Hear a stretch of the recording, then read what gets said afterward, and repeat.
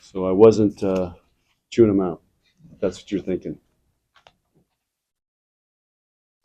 But we won the tournament. We played some really good volleyball over the 3 days. What I learned from this is that just watching SMU and us today, both teams were really flat, and our crowd was flat. So I think playing 3 matches in 3 days validates we're not going to do that anymore, and we're not going to go back to playing 2 matches in 1 day.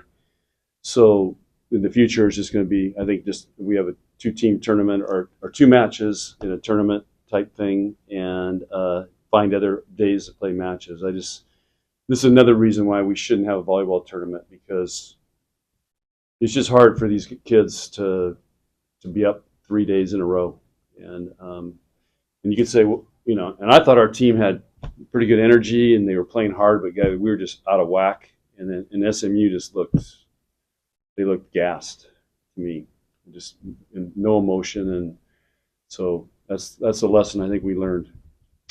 And just for the background on that, the NCAA changed the rules, so we only have 4 weeks to get matches in before conference, and so they changed the rules. They gave us more days to play.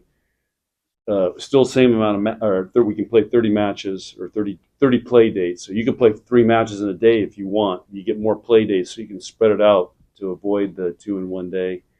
And that's why we thought, let's go Friday, Saturday, Sunday, get 3 matches, but it was just too much.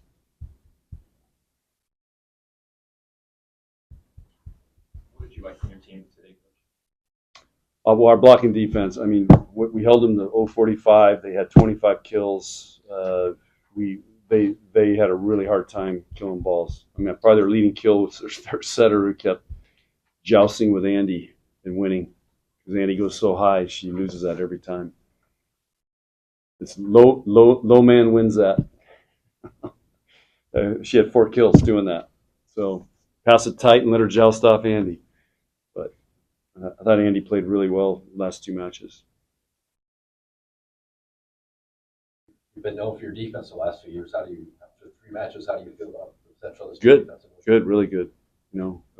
Laney's a difference maker when she's in there. I wish we could play her 6 rotations.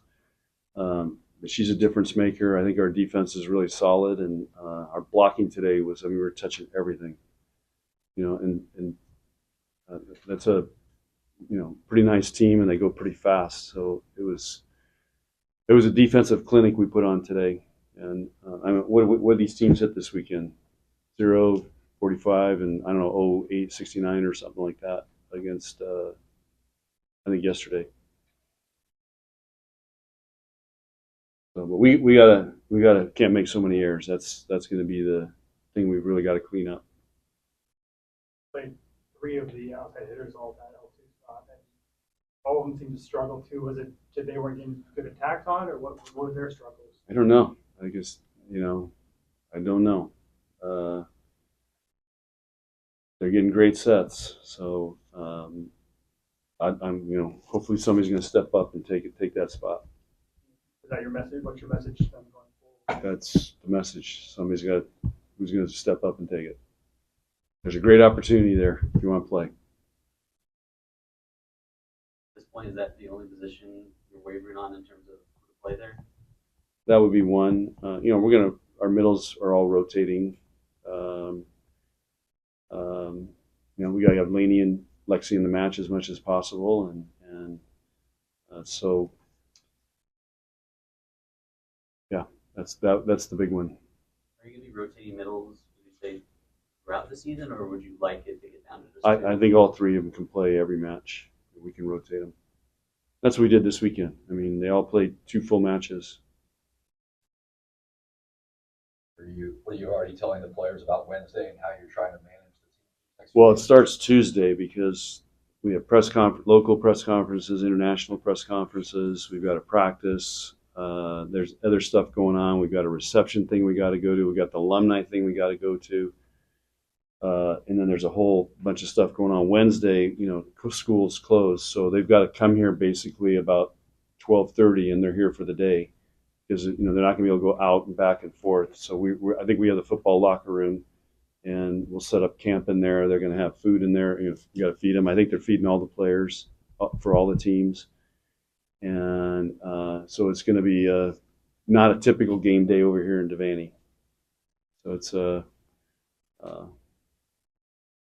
going to be a little different routine than what we're used to. So we're really trying to front load them up on, hey, this is going to be way out of what we're normally used to. Trying to calm them down, or do you want them to embrace this? We want to embrace it. You know, this is historic. It's going to be it's going to make history, and it's a worldwide event. And we want to have fun, but we still got to we got to win a match. So so again, we're just trying to prepare them instead of we get to Tuesday and like, are you kidding me?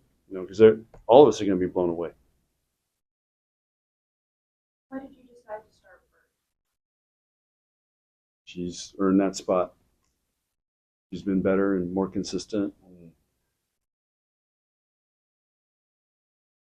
But it's been really close. There's some areas Oh yeah, that you still just everything. She just again,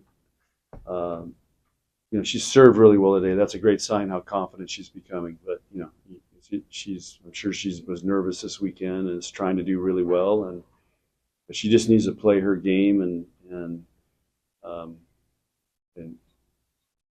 just continue to improve and really know how to run the offense and know how to get us out of jams when we need to. How does her height and position kind of give you guys a boost? Well, it's always nice to have taller setters because you don't give up so much in the front row. Last 4 years we had Nicklin, who isn't very tall, so that's nice. I mean, Bergen touched a lot of balls today, blocking, and so that's just an advantage. It also gives her advantage attacking at the net. She's doing an okay job of. That's one area she can get better at, being more of a threat. Question. Okay, buckle up for Tuesday.